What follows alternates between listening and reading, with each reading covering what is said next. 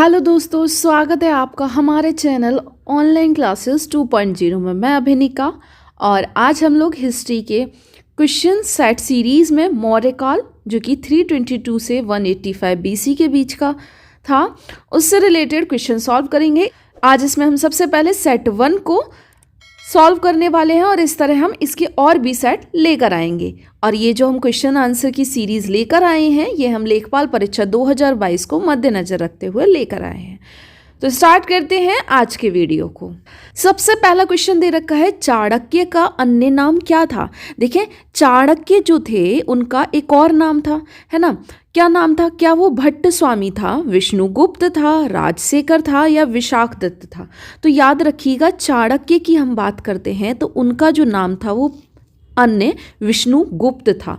चाणक्य का नाम ही विष्णुगुप्त है और विष्णुगुप्त ही चाणक्य हैं, इसको याद रखें। नेक्स्ट क्वेश्चन देखते हैं आप। नेक्स्ट क्वेश्चन है, निम्नलिखित में से किसकी तुलना मैकियावेली के प्रिंस से की जाती है? कालिदास या मालवी मित्र, कौटिल्य का अर्थशास्त्र से या फिर वात्स्यायन का कामसूत्र से, तिरुवल्लुवर का तिरुकल्लोरल से। तो देखें, आपको मैं बता दूं, जैसे कि मैकियावेली के प्रिंस की बात करते हैं उसी तरह हम कौटिल्य के अर्थशास्त्र की रचना की बात करते हैं। ठीक है, तो याद रखना कालिदास ने ये लिखी थी मालविका अग्निमित्रम, है ना। और इस तरह वात्स्यायन का कामसूत्र थी, तिरुवल्लुवर की तिरुकल्लोरल थी। लेकिन अगर तुलना की बात की जाए तो मैकियावेली के प्रिंस की तुलना कौटिल्य की अर्थशास्त्र जो बुक थी उससे की जाती है। नेक्स्ट क्वेश्चन है, वह शासक कौन था जिसने राज सिंहासन पर बैठने के लिए बड़े भाई सुसीम की हत्या की थी? अशोक, अजातशत्रु, कनिष्क या सिमुख? याद रखें, बड़े भाई सुसीम जो थे वो अशोक के थे। ठीक है, तो अशोक ने, जो चंद्रगुप्त मौर्य थे उनके बड़े भाई का नाम सुसीम और अशोक थे, तो इन्होंने इसकी हत्या कर राज सिंहासन पर उसके बाद बैठे थे। तो याद रखिएगा, इसका राइट आंसर हमारा ए हो जाएगा। नेक्स्ट क्वेश्चन दे रखा है, निम्नलिखित में से सम्राट अशोक की वह पली कौन थी जिसने उनको प्रभावित किया था?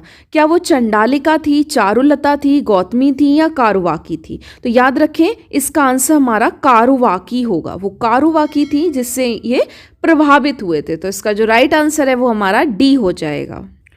नेक्स्ट क्वेश्चन दे रखा है, अशोक ने अपने सभी अभिलेखों में एक रूपता से किस प्राकृतिक का प्रयोग किया है? यहाँ पे याद रखें कौन सी भाषा, प्राकृतिक भाषा का यूज किया है। अर्धमागधी, सूरसेनी, मागधी या फिर अंगिका? याद रखें, अशोक ने अपने अभिलेखों में अर्धमागधी जो भाषा है, मागधी, उसका यूज किया है। तो अगर आपसे पूछी भी जाए तो मागधी और अर्धमागधी में आप अर्धमागधी लगाइएगा। तो इसका जो राइट आंसर है वो हमारा ए हो जाएगा। नेक्स्ट क्वेश्चन है हमारा, बिंदुसार ने विद्रोहियों को कुचलने के लिए अशोक को कहाँ भेजा था? देखें, विद्रोहियों को कुचलने के लिए अशोक को कहाँ भेजा बिंदुसार ने? सबसे पहला ऑप्शन दे रखा है, स्वर्णगिरी, तक्षशिला, उज्जैन या वैशाली। देखें, सबसे पहले जो हुए थे मौर्य में, मौर्य पीरियड की बात करते हैं, तो सबसे पहले चंद्रगुप्त मौर्य आए। चंद्रगुप्त के मौर्य के बेटे बिंदुसार हुए और बिंदुसार के बाद अशोक आए। यहाँ पे याद रखिएगा, अशोक जो हैं, अशोक को कहाँ भेजा गया? तो बिंदुसार ने विद्रोहियों को कुचलने अशोक को तक्षशिला भेजा था। ओके, इसका जो राइट आंसर है वो हमारा बी हो जाएगा। नेक्स्ट क्वेश्चन है, निम्नलिखित में से वह व्यक्ति कौन है जिसका नाम देवान प्रियदर्शी भी था? देखें, मौर्य सम्राट अशोक, मौर्य सम्राट चंद्रगुप्त, गौतम बुद्ध या भगवान महावीर? याद रखिएगा, देवनाम प्रियदर्शी जो है वो मौर्य सम्राट अशोक अपने नाम के आगे डालते थे, इसलिए जो इसका राइट आंसर है वो हमारा ए हो जाएगा। नेक्स्ट क्वेश्चन है हमारा, निम्नलिखित में से प्राचीनतम राजवंश कौन सा है? मौर्य, गुप्त, कुषाण या कण्व? देखिए, सबसे पहले याद रखिएगा महाजनपद, 16 महाजनपद हुए थे। ठीक है, इसमें सबसे महाजनपद हुए थे। ठीक है, 16 महाजनपदों में सबसे लास्ट महाजनपद हुए। ठीक है, इसमें अगर हम मगध की बात करते हैं, है ना, मगध की बात करते हैं तो क्या हुआ, मगध में यहाँ पे सबसे लास्ट में एक वंश हुआ था, नंद वंश, ठीक है, जिसके महापद्मानंद और महापद्मानंद इसके संस्थापक थे और लास्ट में घनानंद आए। और घनानंद को के अंडर ही सबसे पहले चाणक्य काम करते थे। फिर वहाँ पर उनकी बेइज्जती हुई जो स्टोरी है, तो वो मतलब कि तक्षशिला चले जाते हैं और अपने साथ एक बालक को ले जाते हैं जो बाद में चंद्रगुप्त मौर्य के नाम से जाने गए। याद रखिएगा, तो चंद्रगुप्त मौर्य ने नंद वंश के घनानंद को मार के मौर्य वंश की स्थापना की थी। तो इन सब में सबसे प्राचीनतम अगर पूछा जाएगा तो हमारा मौर्य वंश आएगा। ओके, नेक्स्ट क्वेश्चन दे रखा है, कौटिल्य चाणक्य किसका प्रधानमंत्री था? देखें, चंद्रगुप्त सेकंड, चंद्रगुप्त मौर्य, अशोक या अजातशत्रु। तो याद रखें, चाणक्य मैंने कहा सबसे पहले घनानंद के यहाँ काम करते थे राज दरबार में, लेकिन जब उनकी बेइज्जती कर दी गई तो वो अपनी मतलब बेइज्जती को सहन नहीं किया और वो वहाँ से चले गए और उन्होंने बदला लेने की ठानी और उन्होंने उसके लिए चंद्रगुप्त मौर्य को तैयार किया। और जब चंद्रगुप्त मौर्य बड़े हो गए, उन्होंने हमला किया और उनका साथ दिया था कौटिल्य चाणक्य जी ने, और इसलिए उन्होंने अपना प्रधानमंत्री चंद्रगुप्त मौर्य ने चाणक्य को बनाया था। तो इसका जो राइट आंसर है वो हमारा बी हो जाएगा कि चंद्रगुप्त मौर्य के टाइम पे कौटिल्य यानी कि चाणक्य जो थे वो प्रधानमंत्री हुआ करते थे उस राजवंश के। ओके, नेक्स्ट क्वेश्चन दे रखा है, कलिंग विजय के उपरांत अशोक महान ने निम्नलिखित किस धर्म को अंगीकार कर लिया था? देखें, कलिंग जो एक युद्ध हुआ था वो हमारा उड़ीसा में कलिंग एक जगह वहां पर हुआ, जिसके बाद यह भी कहा जाता है कि अशोक की पूरी जिंदगी बदल गई थी। ठीक है, तो उन्होंने किस धर्म को अपना लिया था, एक तरीके से ये पूछा गया है। तो याद रखिएगा, जब अशोक ने ये भयंकर नज़ारा देखा था युद्ध के बाद, हर जगह खून खराबा, तो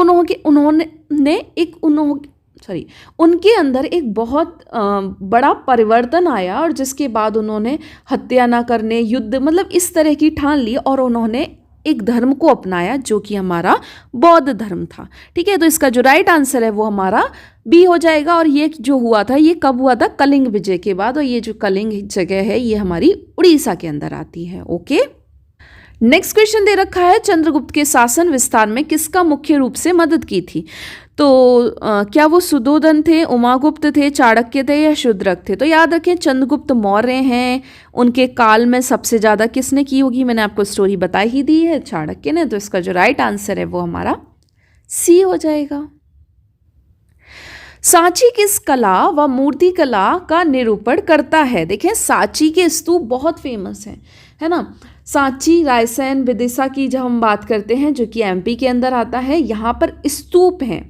ठीक है, अब बात करेंगे स्तूप की, तो स्तूप कुछ इस तरह का होता है। ठीक है, और याद रखिएगा इस पे इस तरह की 3 वो लगी होती हैं और इसे हम स्तूप कहते हैं। ठीक है, और ये जब भी बात हम स्तूप की करेंगे ना, तो आप याद रखिएगा ये बौद्ध धर्म से रिलेटेड की जाती है। ठीक है, और बौद्ध धर्म से रिलेटेड की जाती है, तो सांची किस कला और मूर्ति कला के निरूपण करता है? बौद्ध धर्म के, क्योंकि यहाँ पे सांची के 3 स्तूप दे रखे हैं जिसमें बौद्ध भिक्षुओं की कुछ अंग को उनके मरने के बाद जो है रखा गया है, जिसमें दंत भी रखा गया है किसी का, इस तरह रखे गए हैं। तो याद रखिएगा सांची किस कला से रिलेटेड है? बौद्ध स्तूप यहाँ पर है। ओके, तो इसका जो राइट आंसर है वो हमारा बी हो जाएगा। नेक्स्ट क्वेश्चन है, प्राचीन भारत का वह प्रसिद्ध शासक जिसने अपने जीवन के अंतिम दिनों में जैन धर्म को अपनाया था? चंद्रगुप्त मौर्य, अशोक, समुद्रगुप्त या बिंदुसार? देखें, मैंने भी आपको बताई, अशोक जो हैं इन्होंने कलिंग के बाद बौद्ध धर्म को अपना लिया। ठीक है, बिंदुसार को हमारा दोनों धर्मों को देख के लगता है, लेकिन चंद्रगुप्त मौर्य के बारे में बता दूं, चंद्रगुप्त मौर्य वही जिन्होंने मौर्य वंश की स्थापना करी। ठीक है, चाणक्य इनके प्रधानमंत्री रहे, लेकिन इनके शासनकाल में एक ऐसा अकाल पड़ा जिसे ये मतलब कि इन्होंने इतने लोगों को परेशान देखा और मतलब कि उस टाइम पे इन्होंने जैन धर्म को अपना लिया था। ठीक है, ये सब परेशानी देखते हुए अच्छा जैन धर्म को अपनाया और इसलिए इन्होंने जो है मतलब जो समाधि ली थी ना, जो जैन धर्म के अनुसार ली जाती है, जिसे हम एक तरीके से क्या कहते हैं, तो इन्होंने जैन धर्म के अनुसार ही समाधि ली थी, वो भी श्रवणबेलगोला में जाकर। कर्नाटक में एक जगह है श्रवणबेलगोला, जहाँ पर चंद्रगुप्त मौर्य ने जैन धर्म के अनुसार ही समाधि ली थी। तो याद रखें लास्ट टाइम में अंतिम दिनों में जैन धर्म को अपनाने वाला चंद्रगुप्त मौर्य थे। चंद्रगुप्त मौर्य के टाइम पे एक भीषण अकाल पड़ा था जिसमें परिस्थितियां देखकर ये बहुत ही परेशान हुए अपने टाइम पीरियड में, और उसके बाद इन्होंने जैन धर्म भी अपनाया और जैन धर्म की अनुपालन करते हुए उसी प्रकार से इन्होंने समाधि ली जो कि कर्नाटक के श्रवणबेलगोला में जाकर ली थी। तो इसका जो राइट आंसर है वो हमारा ए हो जाएगा। नेक्स्ट क्वेश्चन है मौर्य समाज की स्थापना किसने की थी? बिंदुसार, चंद्रगुप्त मौर्य, अशोक या बिंबिसार? तो मौर्य समाज की स्थापना मैंने बता दी चाणक्य के साथ मिलकर चंद्रगुप्त मौर्य ने की थी।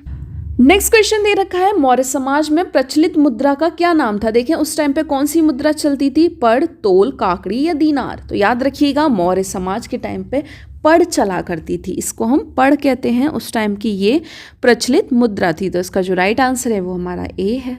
नेक्स्ट क्वेश्चन दे रखा है निम्नलिखित में से कौन मौर्य वंश का शासक नहीं है?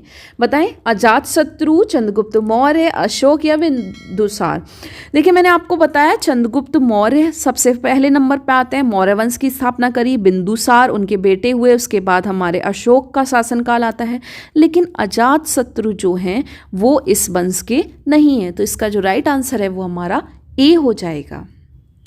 नेक्स्ट क्वेश्चन दे रखा है निम्नलिखित में से अशोक का उत्तराधिकारी कौन था? क्या वो कुणाल थे, क्या वो बिंदुसार थे, क्या वो राहुल थे या इनमें से कोई नहीं? तो याद रखिएगा अशोक का उत्तराधिकारी कुणाल था। इसका जो राइट आंसर है वो हमारा ए हो जाएगा। ओके, नेक्स्ट क्वेश्चन दे रखा है मुद्रा राक्षस। देखें एक बुक है कि लेखक निम्न में से कौन थे? अश्वघोष, विशाखदत्त, कालिदास या भास? देखें ये कालिदास की रचना नहीं है, भास की नहीं है, अश्वघोष की नहीं है, ये विशाखदत्त की रचना है मुद्रा राक्षस। तो इसका जो राइट आंसर है वो हमारा बी हो जाएगा। अब देखें इस क्वेश्चन में पूछा गया है विशाखदत्त के प्राचीन भारतीय नाटक मुद्रा राक्षस का विषय वस्तु है। मतलब जो बुक है हमारी मुद्रा राक्षस, उसमें क्या दे रखा है? क्या उसके अंदर प्राचीन हिंदू जनश्रुति के देवताओं और राक्षसों के बीच के संघर्ष के बारे में दे रखा है, या आर्य राजकुमार और एक कविलाई महिला की प्रेम कथा दे रखी है, दो आर्य कबीलों के बीच सत्ता के संघर्ष की कथा के बारे में है, या फिर चंद्रगुप्त मौर्य के समय में राज दरबार की दुर्विसंधियों के बारे में है? तो याद रखिएगा विशाखदत्त का टाइम पीरियड चंद्रगुप्त मौर्य के टाइम का है और उन्होंने चंद्रगुप्त मौर्य के समय में राज दरबार की जो भी दुर्विसंधियां थी उनके बारे में बता रखा है। तो याद रखिएगा जो विशाखदत्त की मुद्रा राक्षस बुक है वो चंद्रगुप्त मौर्य के राज दरबार के दुर्विसंधियों को बतलाती हैं। तो इसका जो राइट आंसर है वो हमारा डी हो जाएगा। नेक्स्ट क्वेश्चन है मालवा, गुजरात एवं महाराष्ट्र किस शासन ने पहली बार जीते? हर्ष, स्कंदगुप्त, विक्रमादित्य या चंद्रगुप्त मौर्य? तो सबसे पहला राज हुआ मौर्य के चंद्रगुप्त मौर्य का और उन्होंने ही मालवा पे, गुजरात पे, महाराष्ट्र पर, तीनों पर पहली बार जीत हासिल करी थी। इसका जो राइट आंसर है हमारा डी हो जाएगा। और आज का अगर हमारा ये आपको वीडियो पसंद आया हो तो please like, share and comment करें और हमारे चैनल को जरूर से सब्सक्राइब भी करें। Thank you so much.